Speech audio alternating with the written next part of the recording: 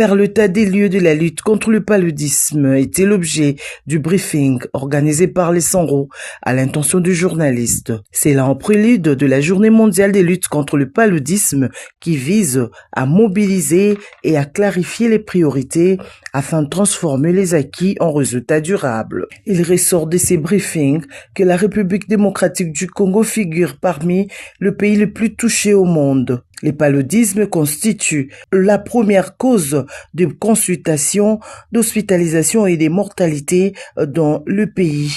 Les femmes enceintes, les jeunes enfants restent le groupe le plus vulnérable en raison de leur faible immunité face à la maladie. Cette situation préoccupante exige l'urgence d'agir en associant tous les acteurs pour éradiquer cette maladie. Je dirais que les défis sont énormes. Il y a des défis liés à la résistance du vecteur aux insecticides, de la résistance du vecteur aux médicaments.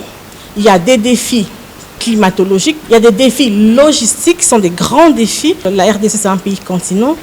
Et l'accès routier est très difficile, ce qui fait que les entrants pour atteindre le LASTMA, donc le bénéficiaire, prend suffisamment du temps à cause de ces routes qui sont, entre parenthèses, délabrées. Pour l'année 2025, les Sanro a pris en charge plus de 2 200 000 personnes dans les sites communautaires. Pour ce qui concerne la prise en charge du paludisme, Sanro a soigner plus de 2 200 000 personnes dans les sites de soins communautaires au cours de l'année 2025. Nous continuons aussi la prise en charge du paludisme dans les pharmacies où il y a le logo avec la feuille verte. En ce qui concerne la prévention aussi, nous avons sensibilisé plus de 35 millions de ménages sur la prévention au paludisme. Le 25 avril vise à mobiliser et à clarifier les priorités afin de transformer les acquis en résultats durables. Des sensibilisations.